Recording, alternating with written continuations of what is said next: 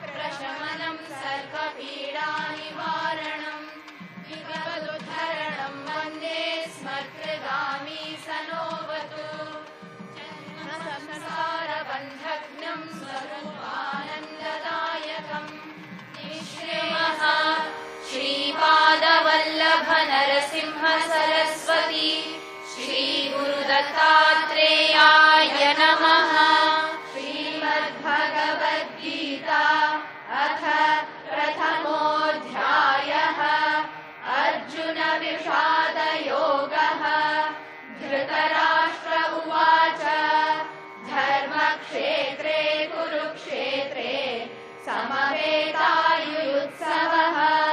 मामकाः पाण्डवाश्चैव किमकुर्वत सञ्जय। सञ्जय उवाच